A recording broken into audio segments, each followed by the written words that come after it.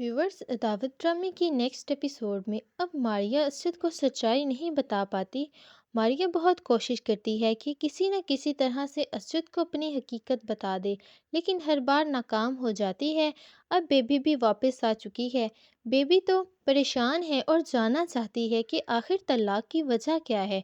वो अरीबा से पूछने की कोशिश करती है, लेकिन अरीबा से उसकी ठीक तरह से बात नहीं हो पाती।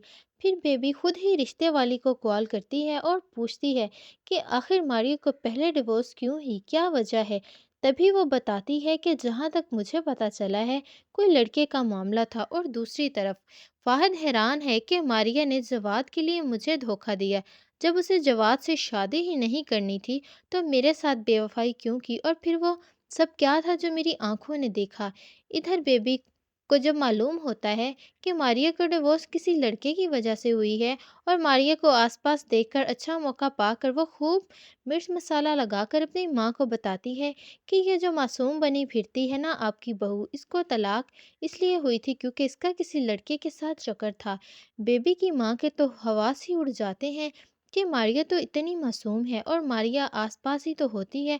तो मारिया का हैरत से मुंह खुला रह जाता है कि आखिर इन सबको ये बात कैसे मालूम हुई। अब मेरा क्या होगा जब असद को सारी हकीकत मालूम होगी। तभी बेबी की माँ बोलती है कि अरे भाई, हम तो सादा दिल के लोग थे, पिघल गए।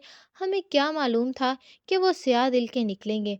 और फिर इधर मारिया का तो इस डर से बुरा हाल है कि अगर फाहद ने अपने और उसके बारे में असद को सब कुछ बता दिया तो मैं तो कहीं की नहीं रहूँगी। और इधर असद को मालूम होता है कि मारिया का बर्थडे है, लेकिन वो मारिया को कुछ भी नहीं बताता। असद फाहद के साथ मारिया के लिए गिफ्ट लेने जाता है।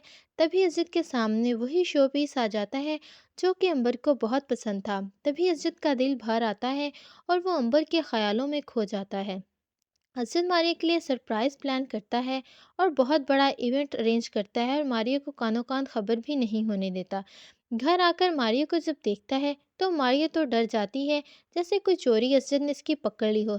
तभी असद मारिया को करीब करके कहता है कि मुझे आज तुम्हारे बारे में एक बात पता चली है। तभी मारिया की तो हवाइयाँ ही उड़ जाती हैं कि कहीं असद को इसके और फाहद के बारे में सब पता तो नहीं चल गया। लेकिन नहीं, असद अभी इस हकीकत से नावाकिफ़ है। बर्थडे का दिन भी आ जाता है। मारिया बहुत खुश होती है और मारिया की फैमिली भी आई होती है। हर तरफ खुशी का समा होता है। और अरीबा तो ये देखकर बहुत ही जेलस फील करती है कि मारिया की किस्मत देखो, इतना सब होने के बाद भी इतनी खुश है, इतना अच्छा हस्बैंड मिला। एक रेहान है जिसने कभी अरीबा की खुशी का ख्याल ही नहीं रखा। तभी इतने में फ़हद वहाँ आ जाता है। फ़हद की एंट्री तो सबके होश उड़ा देती है। फ़हद को देखकर मारिया के हवास उड़ जाते हैं। रेहान और उसकी माँ भी परेशान हो जाते हैं, क्योंकि अब फ़हद की वजह से एक बार फिर से मारिया की ज़िंदगी में बहुत बड़ा तूफ़ान आने वाला है। अब अरीबा को भी मौका मिल जाएगा मारिया की खुशियाँ तबाह करने का। आप सब इस बारे में क्या कहते हैं? कमेंट सेक्शन में अपनी कीमती राय से लाजमी आगाह कीजिएगा। मज़ीद ड्रामा अपडेट्स के लिए हमारे चैनल को सब्सक्राइब कर लीजिएगा। साथ में मौजूद बेल आइकन को दबा लीजिएगा ताकि हमारे चैनल पर चलने वाली हर न्यू अपडेट का नोटिफिकेशन आपको बआसानी और वक्त पर मिलता रहे। वीडियो अच्छी लगी हो तो लाइक और दोस्तों के साथ शेयर करना ना भूलिएगा। अल्लाह हाफिज़।